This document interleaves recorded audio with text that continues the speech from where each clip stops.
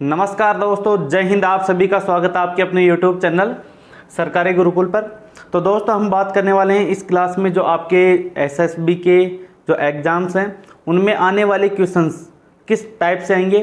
तो आपको पता है कि जो बेस होता है वो आपके जो प्रीवियस ईयर के क्वेश्चंस हैं, जितने भी पिछले एग्जाम्स हैं उनसे रिलेटेड ही आपके क्वेश्चंस आते हैं। आपको पता चल जाए कि आपके जो एसएसबी के एग्जाम्स हैं उनमें किस लेवल के क्वेश्चंस आते हैं।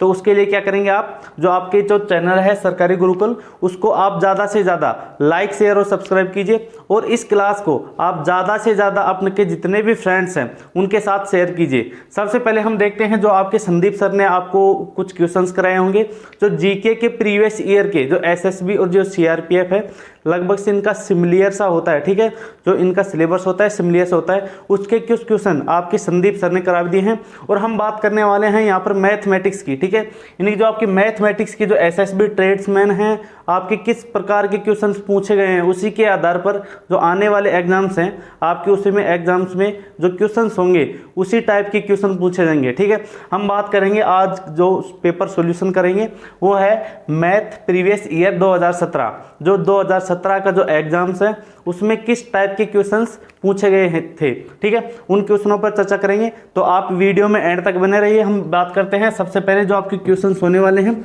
वो काफ़ी अच्छे होने वाले हैं। ठीक है, तो आप प्लीज़ ज़्यादा से ज़्यादा इस वीडियो को जो आपकी क्लास है उसको शेयर कीजिए। और यदि आपने अब तक सरकारी गुरुकुल चैनल को सब्सक्राइब नहीं किया तो सबसे पहले आप उसको चैनल को सब्सक्राइब कीजिए और बेल आइकन के नोटिफिकेशन को प्रेस कीजिए, जिससे आपकी जितने भी आने वाली क्लासेज हैं उनकी सबसे पहले आपको नोटिफिकेशन मिलेगी। ठीक है, अब देखो दोस्तों, हमारा जो फर्स्ट क्वेश्चन होगा जो आपको राइट साइड ऊपर स्क्रीन पर दिखेगा। हम ज़्यादा टाइम वेस्ट नहीं करेंगे, तो आपके जितने भी एक एक क्वेश्चन हैं हमने ज़्यादा से ज़्यादा ट्राई किया है कि जो आपके क्वेश्चन हैं वो अच्छे से अच्छे बेहतरीन टाइप से आपको यहाँ पर सोल्यूशन कराया जाए। ठीक है, अब देखो जो आपका फर्स्ट क्वेश्चन है वो कुछ इस प्रकार है जो आपको राइट साइड ऊपर स्क्रीन पर दिखेगा। सबसे पहले आप क्वेश्चन को पढ़िए, उसके बाद समझिए, उसके बाद क्वेश्चन का आप सॉल्यूशन देखिए, उसका सॉल्यूशन किस टाइप से किया गया है। ठीक है, अब देखो फर्स्ट क्वेश्चन है, अगर ए और बी का अनुपात 3:4 है तथा बी और सी का अनुपात 12:13 है तो ए और सी का अनुपात क्या होगा। अब देखो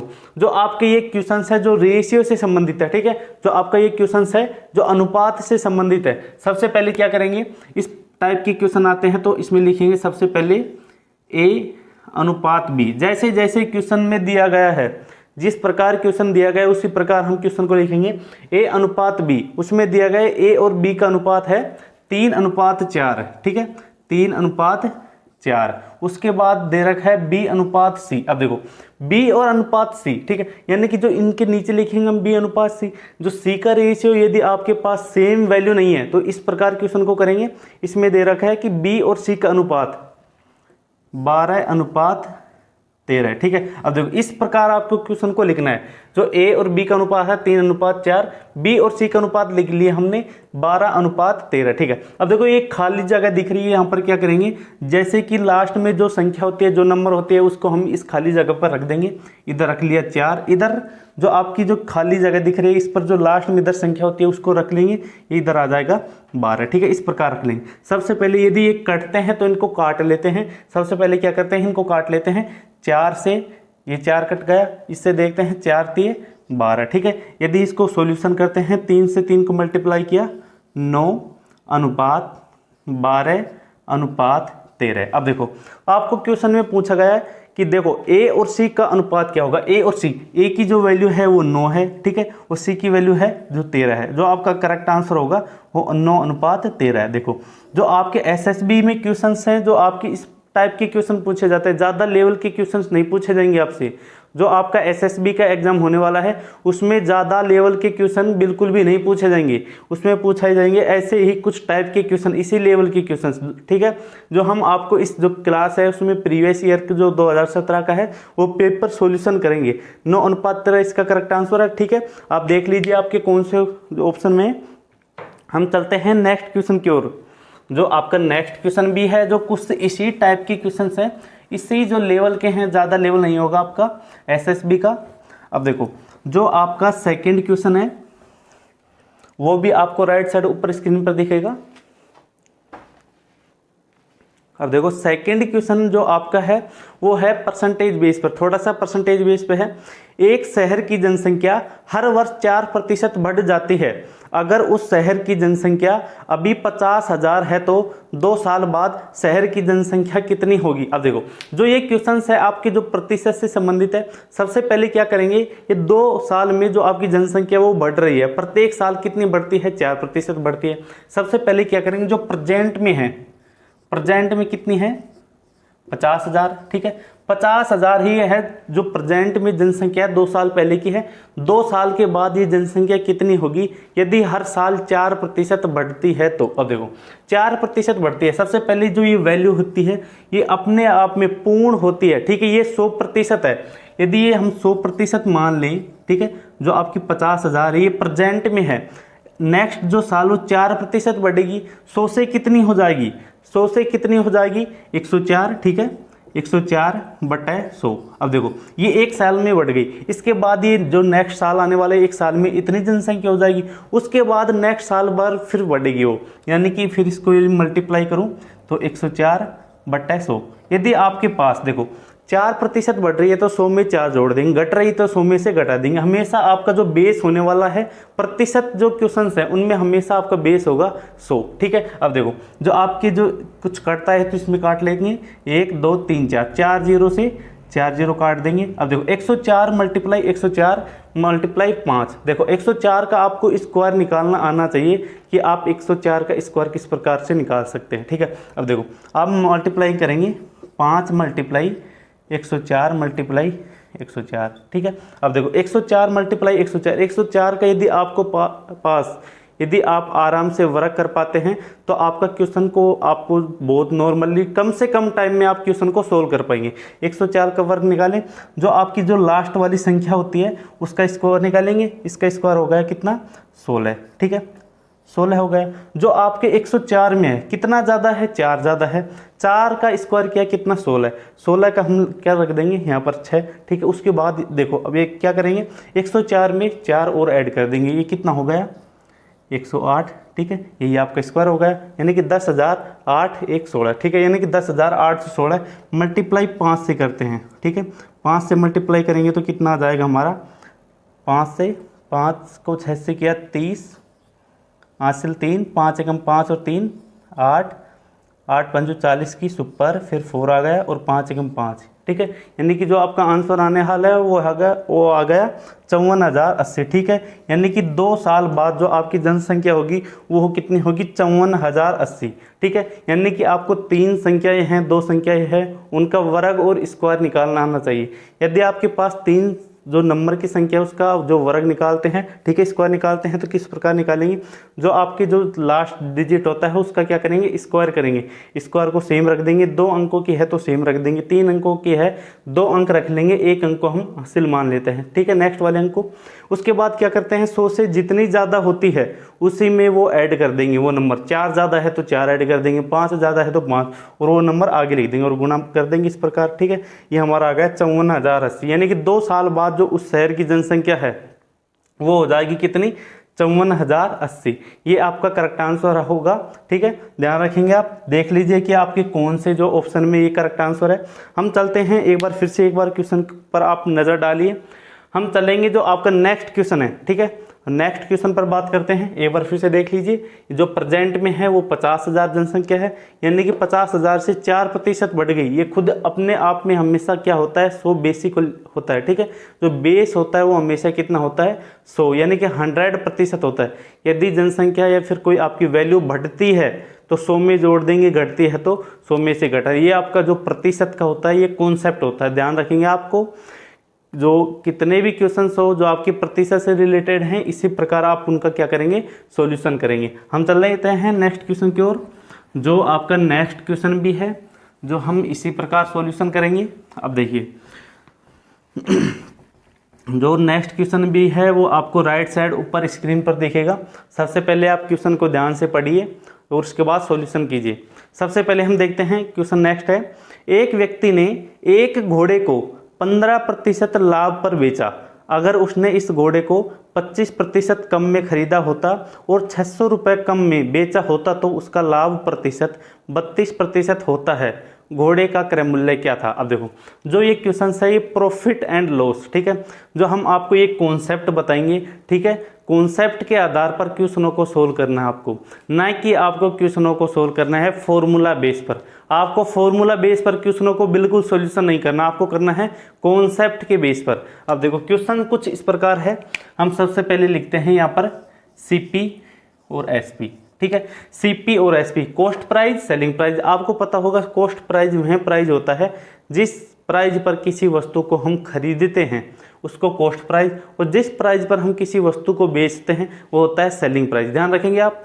अब देखो हम क्वेश्चन क्यों चले, सबसे पहले देखते हैं कि एक कोई व्यक्ति है एक घोड़े को 15% के लाभ पर खरीदता है, ठीक है। यानी हम घोड़े का सबसे पहले जो आपकी प्रॉफिट एंड लॉस के क्वेश्चन हैं उनमें जो सीपी होता है हमेशा 100 मानकर चलेंगे, जो बेस मानेंगे, जो बेस वैल्यू है वो हमेशा क्या मानेंगे, 100 मानेंगे, ठीक है। यानी कि 100% का हम घोड़ा मान लें, ठीक है, जो आपका घोड़ा है वो उसकी वैल्यू मान ले 100%।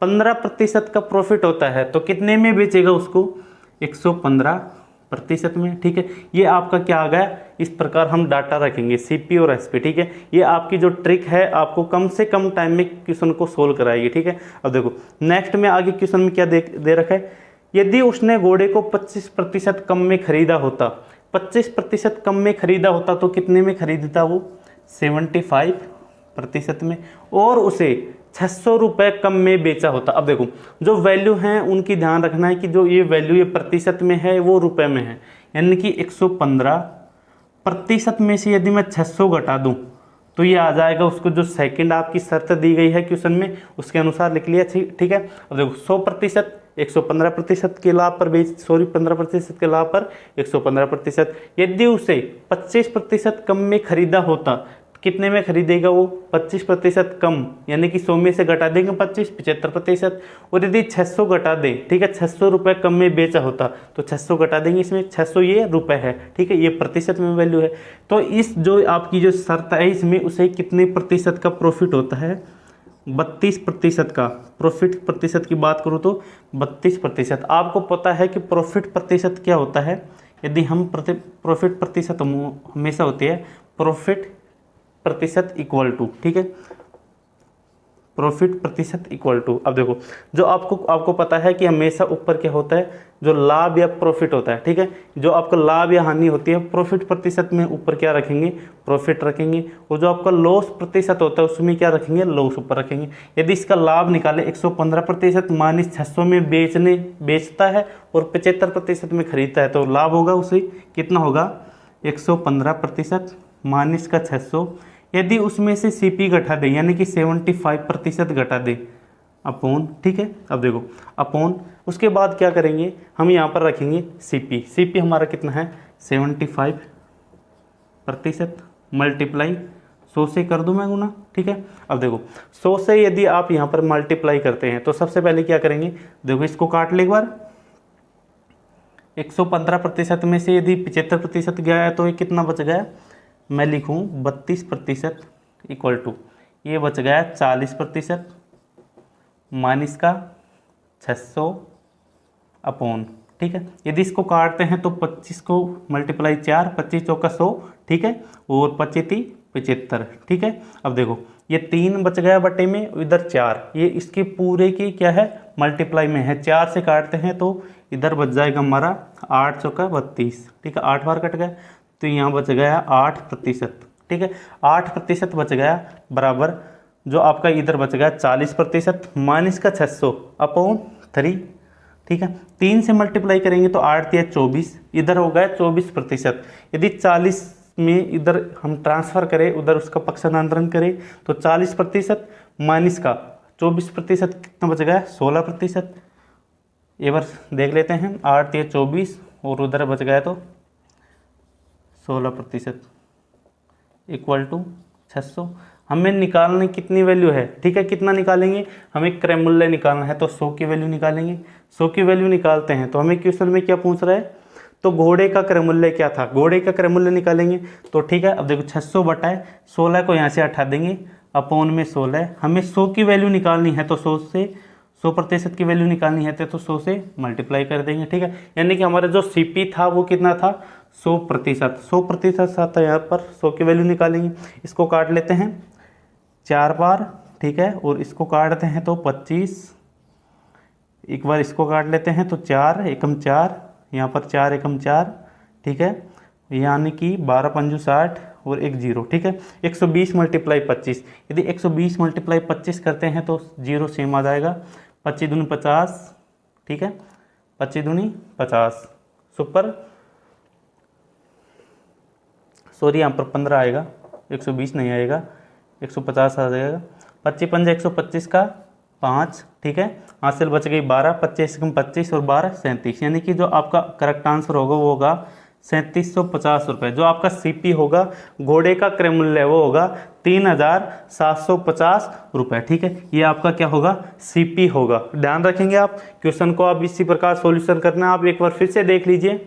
सबसे पहले सीपी है 100%, 15% बेचने पर, 15% के लाभ पर बेचने पर 115% में बेच दिया, ठीक है। बेस रखना है आपको हमेशा कितना, 100% ही रखना है। उसके बाद 25% कम में खरीदता है और उसे 600 रुपये कम में बेचता है तो उसे 32% का प्रॉफिट होता है। यहाँ पर हम प्रॉफिट जो प्रतिशत का है वो कॉन्सेप्ट लगा देंगे और कॉन्सेप्ट के आधार पर आपका जो करेक्ट आंसर होने वाला है वो है 3750 रुपये, ठीक है। यानी कि 3750 रुपये उस घोड़े का क्या होगा, क्रय मूल्य होगा। अब देखो नेक्स्ट क्वेश्चन की ओर चलें। एक बार इसका स्क्रीनशॉट भी ले सकते हैं आप।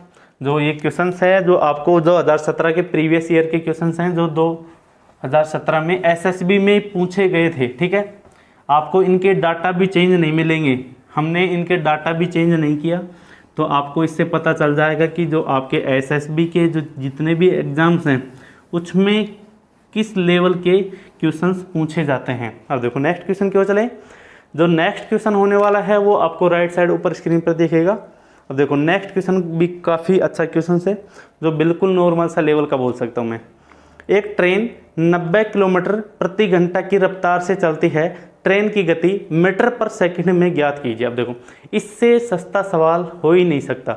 मैं तो ये बोलूँगा कि जो मैथमेटिक्स है, इस जो आपके जो क्वेश्चंस हैं जो आएगा यहाँ पर, ठीक है, इससे सस्ता सवाल तो हो ही नहीं सकता, ठीक है। तो देखो जो एक ट्रेन की रफ्तार दी गई है वो रफ्तार यानी कि मैं उसको चाल मान लूँ, स्पीड वो है 90 किलोमीटर पर हावर, ठीक है, 90 किलोमीटर पर हावर। अब देखो इस जो चाल है इसको हमें चेंज करना है मीटर पर सेकंड में। इस प्रकार किस प्रकार चेंज करेंगे, सबसे पहले देखते हैं जो आपकी 90 किलोमीटर पर हावर है। आपको पता होगा किलोमीटर पर हावर एक बड़ी वैल्यू है, ठीक है, यानी कि बड़ी वाली राशि है। हम चेंज करेंगे छोटी वाली राशि में। आपके पास एक कोड होता है, एक होता है 5/18 और एक होता है 18/5, ठीक है। ये दो कोड होते हैं आपको। यदि आप वैल्यू चेंज करते हैं किलोमीटर पर हावर से और आप इसे मीटर पर सेकंड में चेंज करते हैं, या फिर आपके पास मीटर पर सेकंड में आपके पास वैल्यू है और उसको किलोमीटर पर हावर में चेंज करना है, तो किस प्रकार करेंगे वो देखिए आप यहाँ पर। अब देखो यहाँ पर किलोमीटर पर हावर है, बड़ी वैल्यू है, बड़ी वैल्यू से छोटी वैल्यू में चेंज करेंगे तो हम छोटी संख्या से गुना कर दें। ये यहाँ में छोटी संख्या कौन सी है, 5/18, इससे मल्टीप्लाई कर देंगे, ठीक है, ठीक है। और यदि आपके पास यहाँ पर होता मीटर पर सेकंड, ठीक है, मीटर पर सेकंड होता, उसको बड़ी जो आपकी राशि है किलोमीटर पर हावर में चेंज करते तो बड़ी वाली से गुना करते, वो होता 18/5, ठीक है। अब देखो यहाँ पर आपको छोटी राशि में चेंज करना है, किस राशि को, बड़ी राशि को। किलोमीटर पर हावर बड़ी राशि है तो 90 मल्टीप्लाई आपकी जो छोटी राशि में चेंज करनी है, तो छोटी राशि कौन सी होगी, 5/18। आपको ये कोड ध्यान रखना है, ये कॉन्सेप्ट होता है क्वेश्चन को कम से कम टाइम में सॉल्यूशन करने के क्या होते हैं, ट्रिक, ठीक है, ट्रिक होते हैं ये। देख इसको मल्टीप्लाई करते हैं तो सॉरी काटते हैं, 18 कम 18, 18 पंजू 90, 5 से 5 से मल्टीप्लाई करते हैं वो ये हो गया 25 मीटर पर सेकंड, ठीक है। ये आपका करेक्ट आंसर है, 25 मीटर पर सेकंड। आप देख लीजिए आपके कौन से जो ऑप्शन में है, ठीक है, 25 मीटर पर सेकंड, ये आपका करेक्ट आंसर है। आप फिर से देख लीजिए, आपको एक कोड ध्यान रखना है, 5/18, सेकंड कोड है 18/5। छोटी में चेंज करना है तो छोटी संख्या से मल्टीप्लाई कर देंगे, बड़ी राशि में चेंज करना है तो बड़ी राशि से मल्टीप्लाई कर देंगे और आपका आंसर आ जाएगा। ये आपका छोटा सा क्वेश्चन है, इससे सस्ता क्वेश्चन नहीं हो सकता, ठीक है। अब देखो आपको पता चल गया होगा जो आपके एसएसबी जो एग्ज़ाम्स हैं उसमें इसी टाइप के बिल्कुल नॉर्मल से जो लेवल के क्वेश्चंस पूछे जाते हैं। नेक्स्ट क्वेश्चन है आपका, दिन में, आपको राइट साइड ऊपर स्क्रीन पर क्वेश्चन दिख रहा होगा, दिन में 5 घंटे काम करने पर ए दिए हुए काम को 8 दिनों में पूरा करता है, दिन में 6 घंटे काम करने पर बी उसी कार्य को 10 दिन में पूरा करता है, ठीक है, उसी कार्य को 10 दिन में पूरा करता है। अगर दोनों एक साथ मिलकर उस कार्य को 8 घंटे प्रतिदिन की दर से कार्य को करें तो कितने दिनों में कार्य पूर्ण होगा। अब देखो कोई दो व्यक्ति हैं, कोई ए व्यक्ति है, ए, ये टाइम एंड वर्क का क्वेश्चन आप ध्यान रखेंगे, कोई ए व्यक्ति है, कोई बी व्यक्ति, ये दो व्यक्ति हैं, ठीक है, कोई ए व्यक्ति और कोई दो व्यक्ति, दोनों व्यक्ति हो गए अलग अलग। कोई ए व्यक्ति है जो काम को, कोई एक काम दिया जाता है उनको 8 दिनों में पूरा करता है, यानी कि प्रतिदिन वो दिन में 5 घंटे काम करता है और दिए कार्य को 8 दिनों में पूरा करता है, ठीक है, 5 आवर पर डे कार्य करता है और कितनों दिनों में, 8 डेज में, ठीक है, 8 डेज में पूरा करता है। और बी उसी कार्य को, ठीक है, उसी कार्य को पूरा करता है कितने घंटे काम कर, दिन में 6 घंटे काम करता है, 6 आवर, और उसको पूरा करता है वो 10 दिन में, ठीक है, 10 दिन में पूरे करता है। तो दोनों मिलकर यदि कार्य को, उसी कार्य को करें तो कितने दिनों में पूरा होगा। अब देखो जो एक क्वेश्चन है जो आपका टाइम एंड वर्क, ठीक है, जो आपका जो समय और कार्य से संबंधित क्वेश्चन है वो जो काफ़ी अच्छा क्वेश्चन भी मान सकता हूँ आपको मैं, आपको हम एक बिल्कुल बेसिक से कॉन्सेप्ट से हम आपको क्वेश्चन सोल्व कराएंगे। सबसे पहले देख लेते हैं जो ए है उस कार्य को टोटल कितने घंटों में पूरा करता है, ठीक है, कितने घंटे में पूरा करता है, ये हो गया 5 घंटे पर डे कार्य करता है, कितने दिन तक, 8 दिन तक, कितना होगा ये 8 पंजू 40 आवर में पूरा करता है, ठीक है, 40 आवर में पूरा करता है। अब देखो जो 40 आवर में पूरा करता है ए, बी पर डे 6 घंटे कार्य करता है और 10 दिन में पूरा करता है, तो टोटल कितना घंटा हो गया वो, 10 से 6 को मल्टीप्लाई करें तो 10 की 60 आवर्स, ठीक है, 60 आवर्स में ये कंप्लीट पूरा करता है, ठीक है। दोनों व्यक्ति, ठीक है, यदि दोनों व्यक्ति मिलकर पूरे कार्य को करें तो कितने दिनों में पूरा होगा कार्य। सबसे पहले हम देखते हैं टोटल वर्क कितना है, यहाँ पर जो टोटल वर्क कितना है वो सबसे पहले आप ध्यान रखेंगे। आपको टोटल वर्क किस प्रकार निकालना है, जो आपकी जो वैल्यू है होती है, यदि आप इस प्रकार सॉल्यूशन करते हैं तो आपको एक बेसिक सा मेथड बताएंगे यहाँ से, बिल्कुल सरल सिंपल लॉजिक, ठीक है, टिकाऊ लॉजिक।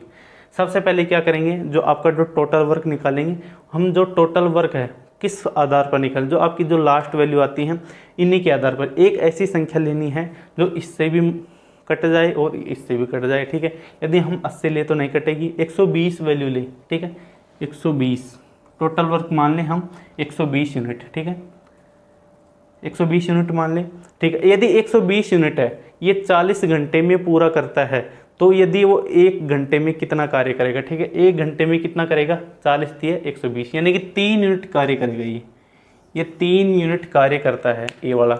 बी की बात करें 60 से भाग देंगे तो 60 से भाग देते हैं यदि इसको, ठीक है, ये हो गया कितना, 2 बार कट जाएगा, तो ये पर डे 2 यूनिट कार्य करता है, ठीक है, ये 3 यूनिट कार्य करता है और ये 2 यूनिट कार्य करता है, ठीक है। ये हमारे दोनों व्यक्ति हो गए, जो ए है जो 3 यूनिट और बी 2 यूनिट कार्य करता है। अब देखो जो क्वेश्चन में किस प्रकार क्वेश्चन दिया गया है, यानी कि ए और बी, ठीक है, यदि ए और बी मिलकर कार्य को करें, ठीक है, तो उस कार्य को कुल कितने दिनों में पूरा करेंगे, ए 3 यूनिट, बी 2 यूनिट, तो टोटल की वर्क कितना हो गया पर डे का, 5 यूनिट हो गया, ठीक है, 5 यूनिट टोटल वर्क हो गया पर डे का।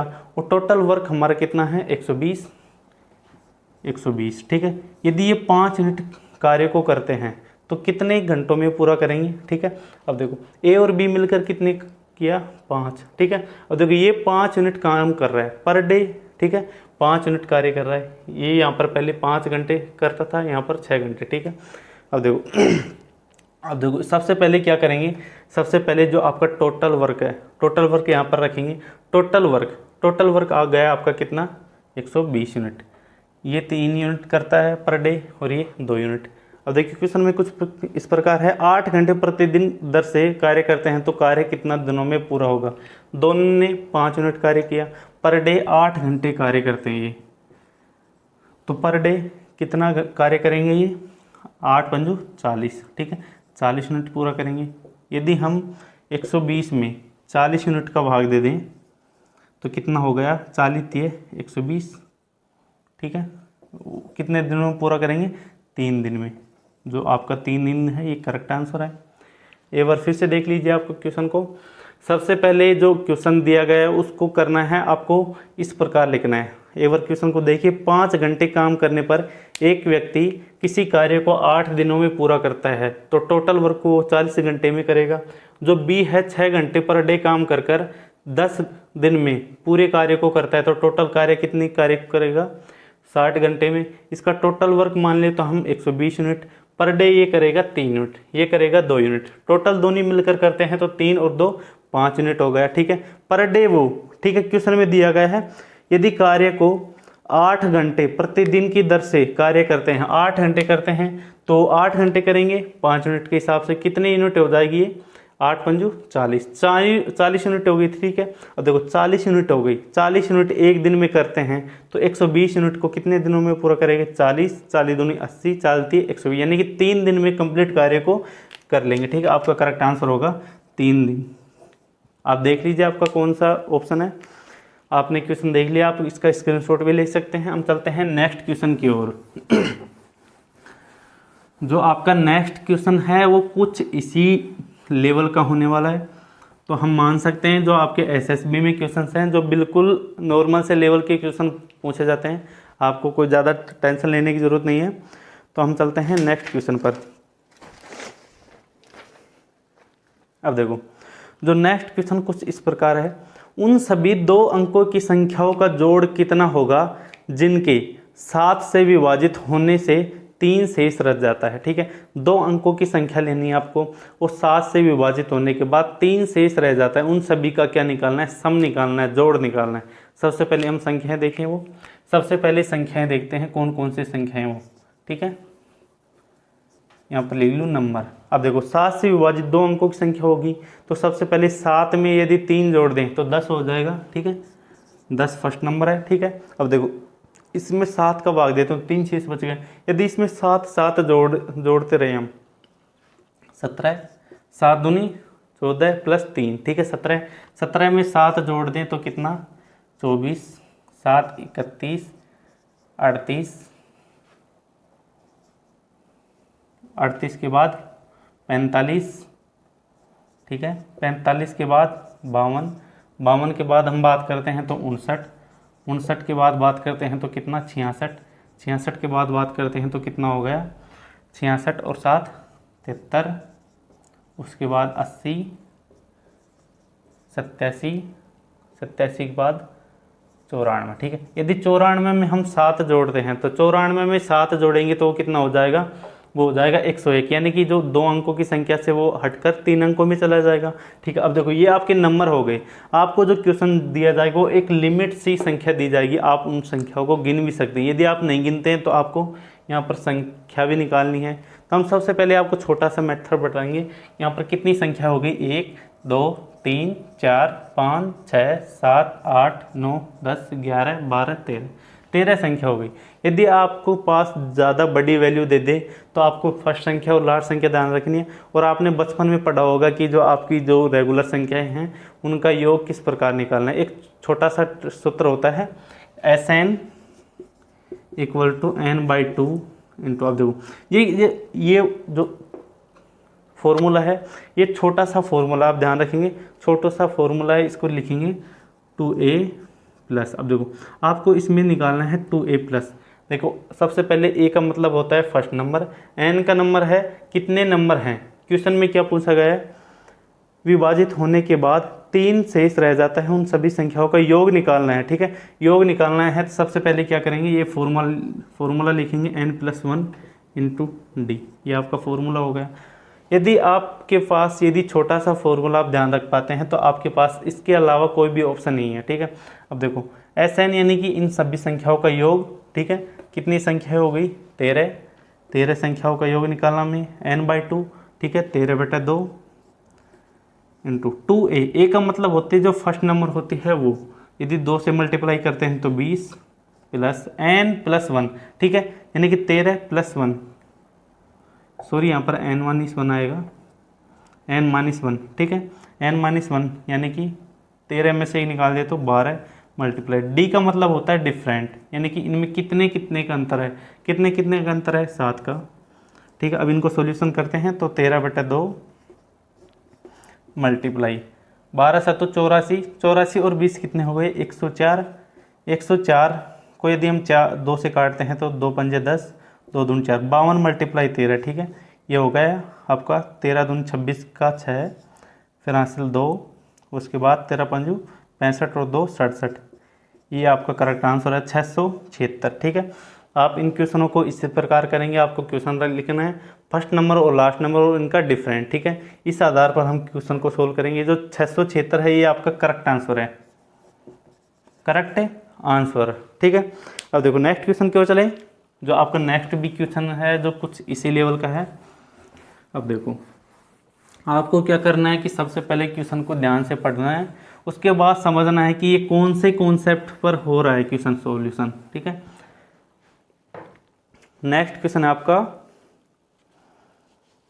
20% किसके बराबर है। अब देखो आपके पास 4 ऑप्शन है, उनमें दिया गया है कि 20% किसके बराबर है, 20% किसके बराबर है। आपको पता है कि जो आपको जो परसेंटेज वैल्यू है उनको फ्रैक्शन में किस प्रकार चेंज करें। यदि आपके पास इस प्रकार के क्वेश्चन आते हैं 20%, 30%, 16 सही 1/2%, तो यदि इस प्रकार के सॉल्यूशन आते हैं तो प्रतिशत का मतलब होता है 1/100, ठीक है, 100 होता है। तो 20 मल्टीप्लाई 1/100, ये तो मान लो आपको पता है कि 1/5 के बराबर होता है, ठीक है। सॉल्यूशन करने की जरूरत नहीं है। यदि आपके पास आ जाए 12.5% किसके बराबर है, ठीक है, इस प्रकार आ जाए तो आपको ध्यान रखना है कि फ्रैक्शन से, ठीक है, आपको प्रतिशत में किस प्रकार चेंज करना है और जो प्रतिशत होती है उसको फ्रैक्शन में किस आधार पर चेंज करना है, इस प्रकार सॉल्यूशन करेंगे। अब देखो 12.5% आ गया। आपको पता है कि जो 25% होता है वो 1/4 होता है और ये 25 का आधा है तो 1/8, ठीक है। इस प्रकार सॉल्यूशन करेंगे आप। जो छोटे छोटे वैल्यू हैं जो भी आपको क्यों एग्जाम है उनमें पूछी जाती हैं, तो ध्यान रखेंगे छोटा सा क्वेश्चन भी आपको काफ़ी प्रॉब्लम क्रिएट कर सकता है। आप इन जो क्वेश्चंस हैं उसको क्या करेंगे, थोड़ा सा मॉडिफाई करेंगे, प्रतिशत से फ्रैक्शन में, फ्रैक्शन से प्रतिशत में। नेक्स्ट क्वेश्चन की ओर चलें। जो आपका नेक्स्ट क्वेश्चन है जो कुछ इसी टाइप का होने वाला है, इसी लेवल का होने वाला है। ध्यान से देखिए आप क्वेश्चन को, काफ़ी अच्छा क्वेश्चन है। बुधवार, बृहस्पतिवार और शुक्रवार का सामान्य तापमान का औसत, यानी कि सामान्य जो आपका तापमान है उसका औसत दे रखा है 20% था। बृहस्पतिवार, शुक्रवार तथा शनिवार सामान्य तापमान का औसत 24% था। अगर शनिवार का तापमान 27 डिग्री था तो बुधवार का तापमान क्या होगा। अब देखो जो क्वेश्चन में जो वैल्यू दी गई हैं उसी प्रकार रखने में, सबसे पहले देखते हैं बुधवार, बृहस्पतिवार और शुक्रवार, ठीक है। यहाँ पर लिख लें बुधवार प्लस बृहस्पति, ठीक है, बृहस्पति प्लस इसमें दिया गया है शुक्रवार, यानी कि शुक्र लिख लें। देखो इन तीनों का औसत दिया गया है, औसत दिया गया है तो यानी इनकी यदि योग निकालें तो योग किस प्रकार निकालेंगे, 3 वैल्यू हैं तो 3 से मल्टीप्लाई कर दें। उनका जो औसत दे रखा है वो कितना है, 20% था, तो 20 का 3 से मल्टीप्लाई करें तो 60%, सॉरी 60% नहीं, 60 डिग्री सेल्सियस। ये आप जो इनका जो तापमान है इनका योग आ गया, टोटल योग आ गया कितना, बुधवार, बृहस्पतिवार और शुक्रवार के तापमान का योग आ गया 60 डिग्री सेल्सियस। उसके बाद दे रखा है क्वेश्चन में बृहस्पति, शुक्र तथा शनि, बृहस्पति प्लस शुक्र मान लें, उसके बाद शनि यानी कि शनिवार, इन तीनों का जो औसत दे रखा है वो है 24 डिग्री सेल्सियस।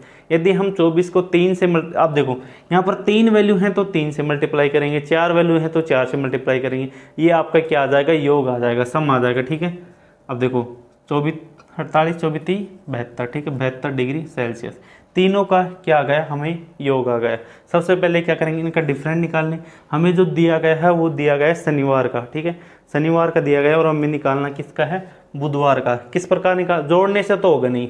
अब देखो जोड़ने से क्वेश्चन होगा नहीं, तो इससे अच्छा हम इसका डिफरेंट निकाल लें।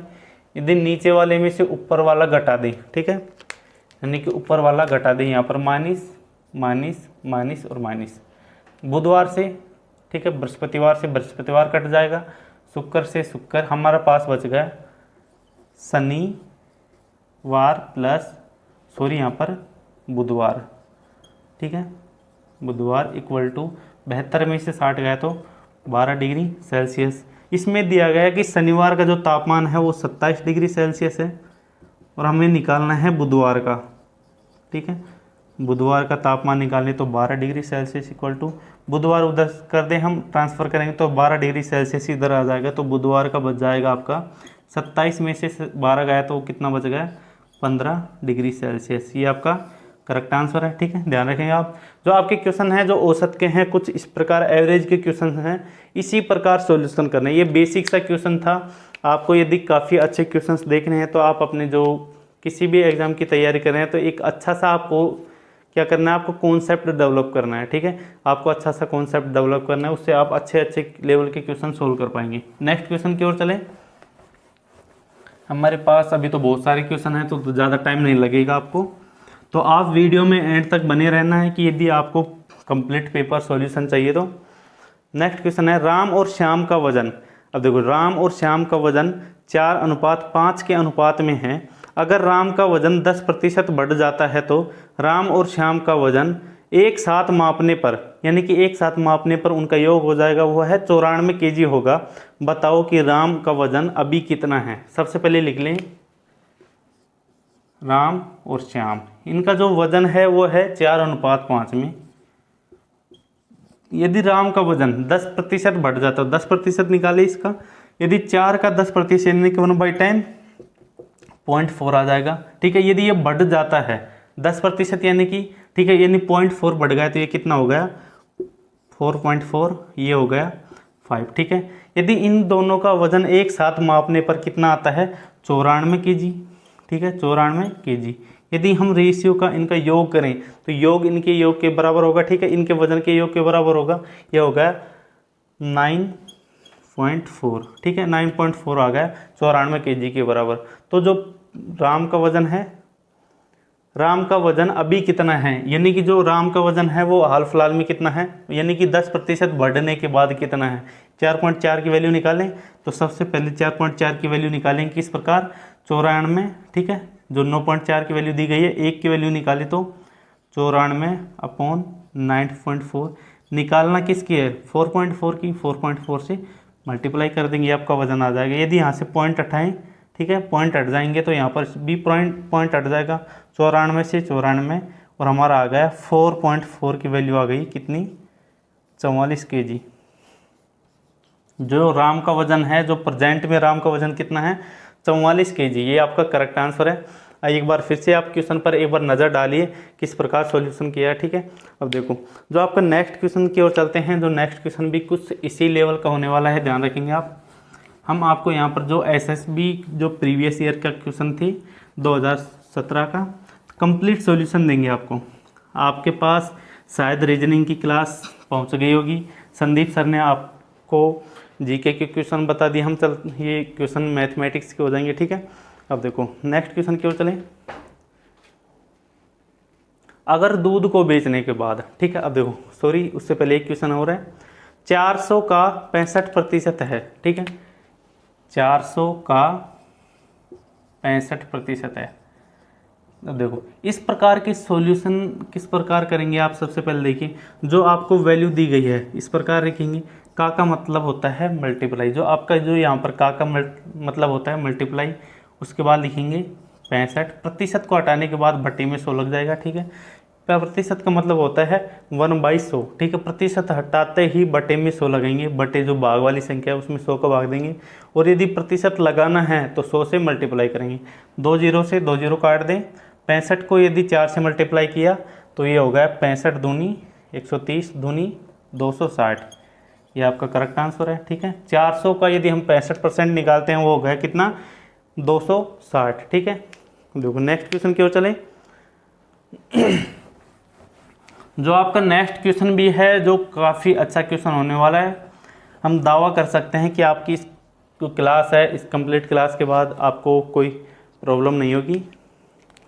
अगर दूध को बेचने से 10% का लाभ लेना है तो बताए कि 50 केजी शुद्ध दूध में कितना पानी मिलाना होगा। अब देखो, सबसे पहले आपके पास यदि 50 केजी दूध है, ठीक है, 50 केजी क्या है, मिल्क है। यदि इसमें शुद्ध को बेचना है, यानी कि हम माने तो ये 1 रुपये पर केजी के हिसाब से बेचे तो कितने में बेचेगा, 50 रुपये में, ठीक है। यानी कि 50 रुपये में हमें ना तो प्रॉफिट हुआ ना ही लॉस हुआ। उसके बाद पूछ रहा है कि 10% का लाभ लेना है, यानी कि 10% का इस पर लाभ लेना है तो इसमें कितना पानी मिलाई। तो यदि इसका 10% हम इसमें एक्स्ट्रा बढ़ा दे पानी को, ठीक है, जितना प्रतिशत हमें लाभ लेना है उतना प्रतिशत हम क्या मिलेंगे इसमें, पानी, ठीक है। 50 केजी है, इसका यदि हम 10% निकालें तो 1/10, 10% का 10% होता है वो 1/10, 0 से 0, ये आ गया 5 केजी, ठीक है। 5 केजी यानी कि जो आपकी वाटर जो आ गया, वाटर की मात्रा यानी कि पानी की मात्रा कितनी आ गई, 5 केजी। यदि हम 5 केजी पानी उसमें और मिला दें तो उस पर हम क्या ले सकते हैं, 10% का लाभ कमा सकते हैं, ठीक है। ये आपका करेक्ट जो क्वेश्चन है इसका सॉल्यूशन होगा। कितने अच्छे क्वेश्चन है, कितने आपको नॉर्मल से लेवल के क्वेश्चन पूछे जाते हैं। तो हम चलते हैं जो नेक्स्ट क्वेश्चन की ओर। जो नेक्स्ट क्वेश्चन है जो कुछ इसी प्रकार का है। नेक्स्ट क्वेश्चन है, 2 रेलगाड़ी एक ही समय पर 2 स्टेशनों से चलती हैं। यदि एक रेलगाड़ी ए, ठीक है, यदि ए से बी की तरफ रवाना होती है तथा दूसरी बी से ए की तरफ रवाना होती है, एक दूसरे को रास्ते पार करने के पश्चात, यानी कि रास्ता वो पार करने के पश्चात यहाँ पर मिलती हैं, तो इसके पश्चात, ठीक है, क्रमशः 4 घंटे तथा 8 घंटे में अपने आखिरी स्टेशन पर पहुँचती हैं, तो उनकी गति का अनुपात बताइए, ठीक है। कोई रेलगाड़ी है, स्टेशन है, सबसे पहले देखते हैं 2 स्टेशन है, कोई स्टेशन ए और कोई स्टेशन बी।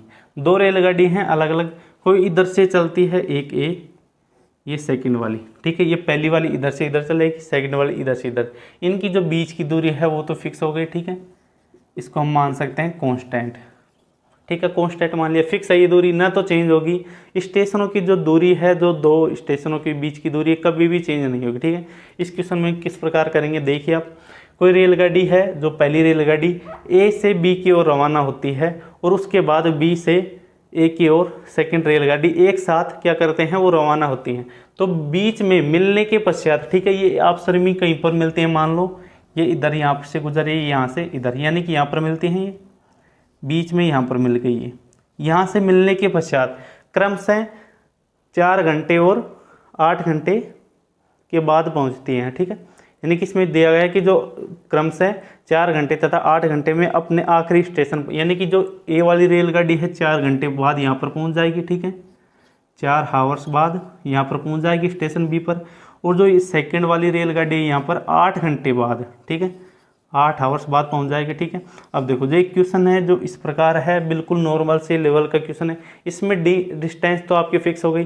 जो आपका जो आपने बचपन से पढ़ा होगा कि जो 8वीं 10वीं क्लास से चाल बराबर दूरी बटा समय होता है, यानी कि चाल बराबर दूरी बटा समय, यानी कि जो आपकी डिस्टेंस है वो तो कांस्टेंट हो गई, चेंज नहीं होने वाली। यदि इसको मैं मान सकता हूँ चाल ये होती है मल्टीप्लाई 1 समय, ठीक है, सॉरी मल्टीप्लाई नहीं, इसको बोलता हूँ मैं समानुपाती, ठीक है, समानुपाती। यदि चाल समानुपाती है 1 समय के, ठीक है, या इस प्रकार बोल सकते हैं चाल समय के व्युत्क्रमानुपाती है, ठीक है, व्युत्क्रमानुपाती, ठीक है। अब देखो चाल व्युत्क्रमानुपाती है किसके, समय के। यदि चाल बढ़ जाती है तो समय घट जाएगा, समय बढ़ जाता है तो चाल घट जाएगी, ठीक है। इस प्रकार ये है, इस प्रकार वैल्यू है। तो यानी कि 4 अनुपात शुरू में दिया गया, क्रमशः 4 और 8 घंटे के पश्चात अपने गंतव्य तक पहुँचती हैं। तो इनके जो किसका अनुपात इसमें पूछा गया है कि इनकी गति का अनुपात, चाल का अनुपात देखें, यदि इनका इन्वर्स होता है तो इनका भी इन्वर्स कर देंगे, ठीक है। हमें दिया गया कि 4:8, 4:8 दिया गया। इनको काटते हैं तो 4 घंटा और 8 घंटा, तो इनका अनुपात निकालेंगे, 4 एकम 4, 4 दूनी 8। अब देखो ये वैल्यू हैं जो इस प्रकार होगी। सबसे पहले जो आपकी जो क्वेश्चन है उसमें ऑप्शन में देखना है कि आपके ऑप्शन किस प्रकार हैं। ऑप्शन में है हमारा जो 2:1 है, 3:2, उसके बाद 4:3, 5:4, ठीक है। इस प्रकार हमारे ऑप्शन है। तो इसमें आपको क्वेश्चन में दिख रहा होगा सबसे पहले क्रम से दिया गया, क्रम से 4 घंटे और 8 घंटे बाद। इनका यदि हम उल्टा कर दें, रिवर्स कर दें, तो 8 घंटे और 4 घंटे हो जाएगा। 4 दूनी 8, 4 एकम 4, यानी कि 2:1। इनका जो चाल का अनुपात हो जाएगा वो कितना हो जाएगा, 2:1। ठीक है, ये आपका करेक्ट आंसर है। इनका यहाँ पर भी रिवर्स कर सकते हैं, 2:1। ठीक है, जो चाल होती है वो समय के क्या होती है, व्युत्क्रमानुपाती होती है। ठीक है, तो देखो नेक्स्ट क्वेश्चन की ओर चलें। बिल्कुल बेसिक सा क्वेश्चन है आपका ये। हम चलते हैं नेक्स्ट क्वेश्चन की ओर। जो नेक्स्ट क्वेश्चन भी है जो काफ़ी मज़ेदार होने वाला है, कुछ इस प्रकार होने वाला है वो। आज का जो नेक्स्ट और लास्ट क्वेश्चन है हमारा ये, किसी परीक्षा में पास होने के लिए 33.3% अंकों की ज़रूरत है।